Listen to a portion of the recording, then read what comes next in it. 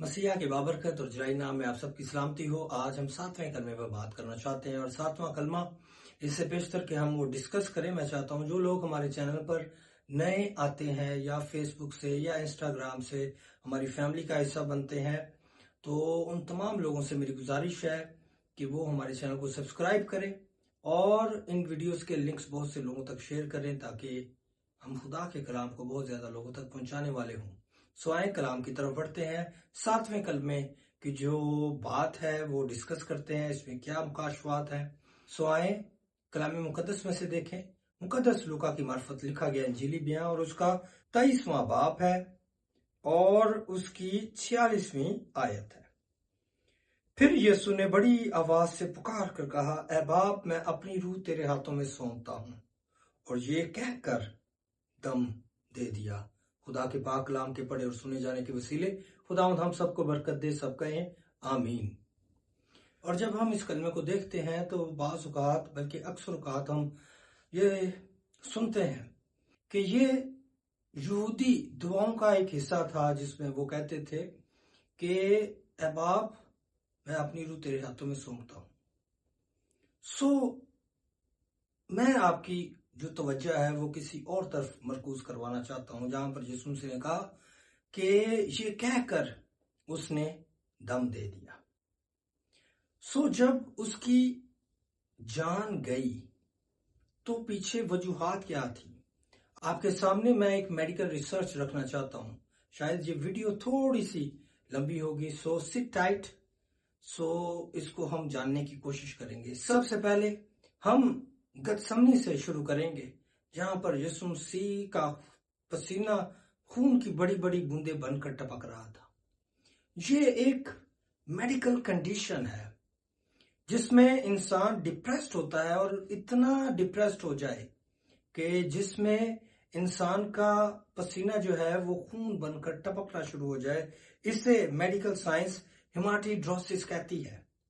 इस हेमाटिड्रोसिस में होता क्या है कि जो नसें पसीने के स्पॉट्स जो होते हैं वहां पर छोटी छोटी नसें होती हैं, और जब इंसान डिप्रेस्ड और इंतहा का डिप्रेस्ड होता है तो बॉडी एक केमिकल छोड़ती है, और वो केमिकल जो है वो नसों को फाड़ता और फाड़ते हुए बाहर निकलता है, और उसके साथ वो नसें जिनके अंदर खून दौड़ रहा होता है वो खून भी पसीने की शक्ल में पसीने के साथ बाहर आना शुरू हो जाता है। और इसमें होता क्या है, स्किन इतनी सेंसिटिव हो जाती है कि जरा सी भी दर्द अब बर्दाश्त नहीं कर सकती। और आप जानते हैं, चंद ही घंटे के बाद मेरे मसीहा ने कोड़ों को अपनी पीठ पर बर्दाश्त किया। और जब ऐसा हुआ तो वो एक और मेडिकल कंडीशन में, एक और कैफियत में चला गया, और उसे हाइपोवोलेमिक शॉक कहते हैं। एक और ट्रॉमा, एक और सदमा। और इसके बारे में हमने 5वें कलमे में डिटेल से बात की थी, और आप अगर नए हैं तो जाकर वो 5वां कलमा भी देखें कि हाइपोवोलेमिक शॉक होता क्या है। थोड़ी सी बात कर देता हूं कि इसमें ब्लड प्रेशर लो हो जाता है, दिल की धड़कन तेज हो जाती है, बंदा बेहोश हो जाता है, और हम देखते हैं कि यीशु मसीह बार बार गिरता, उठता, फिर गिरता, फिर उठता।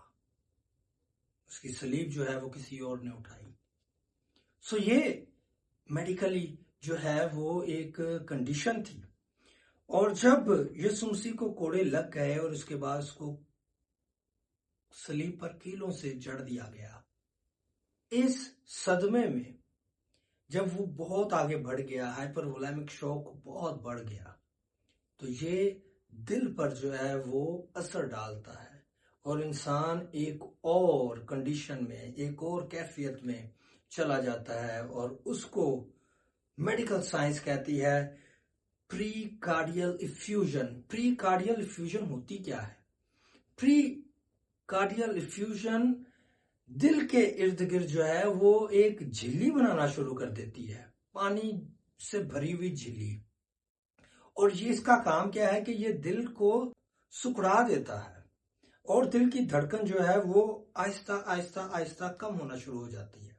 और साथ ही क्योंकि सांस लेने में मुश्किल हो रही थी, दिल की धड़कन अब आहिस्ता हो रही थी, तो एक और कंडीशन में यीशु मसीह चले गए, और वो थी प्लूरल इफ्यूजन। इसमें होता वही है, झिल्ली बनती है, लेकिन ये झिल्ली फेफड़ों के इर्द गिर्द बनती है,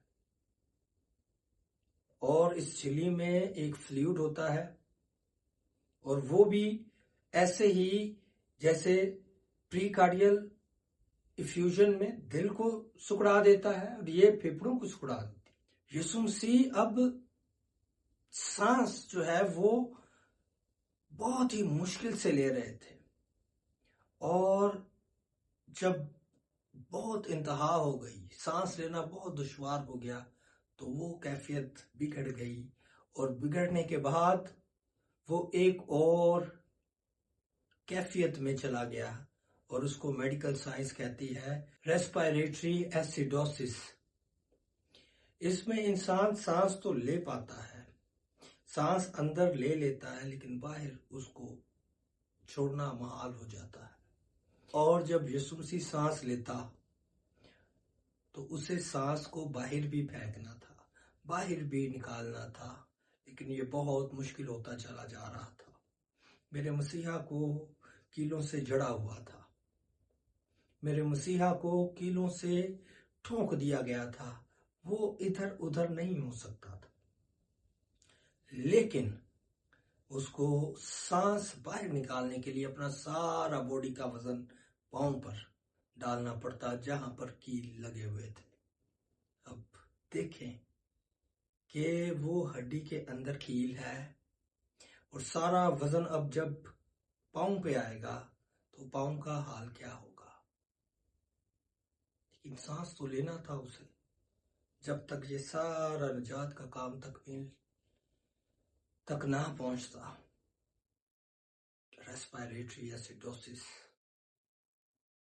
लेकिन जब ये भी कंडीशन बहुत बढ़ गई, तो यीशु मसीह अब जब सांस लेना ही नहीं चाह रहा था, तो कार्बन डाइऑक्साइड खून में मिलना शुरू हो गई, जिससे दम घुटना शुरू हो गया। दिल पर जमी हुई झिल्ली और सिकुड़ रही थी, जो धड़कन को कम किए जा रही थी, और जो फेफड़ों पर झिल्ली थी, जिसका जिक्र मैं ऊपर पहले कर चुका हूं, प्रीकार्डियल इफ्यूजन और प्लूरल इफ्यूजन, फेफड़ों पर जो झिल्ली थी वो आहिस्ता आहिस्ता दम घूंटे जा रही थी, और यीशु मसीह सांस लेने से कासिर होते चले गए। और आप जानते हैं, इसी इसना में यीशु मसीह ने कहा कि बाप, बर्दाश्त से बाहर हो गया है, मैं अपनी रूह तेरे हाथों में सौंपता हूं, और ये कहकर दम दे दिया। कितना आसान था ना ये आसान नहीं था। लेकिन आप जानते हैं कि उसके बाद क्या हुआ, कि आखिरी बार किया गया, और उसकी पसली में नेजा गढ़ा दिया गया, और वो झिल्ली जो दिल पर या उन फेफड़ों पर जमी हुई थी, जब वो वार किया गया तो उन झिल्लियों से पानी बाहर निकला। अगर यीशु मसीह बच भी गया था तो इस वार के बाद बच नहीं सकता था, और लोग कहते हैं वो मरा ही नहीं। ईमान तो यही है ना, आए इस बात पर ईमान लाएं कि वो मेरी खातिर, मेरे गुनाहों की खातिर वो मर गया, और फिर दफन हुआ, और तीसरे दिन मुर्दों में से जी उठा। हालेलुया। मेरा और आपका यीशु जिंदा है, और हमेशा जिंदा रहेगा। बहुत शुक्रिया। खुदावंद आप सबको बहुत ज्यादा बरकत दे। आमीन।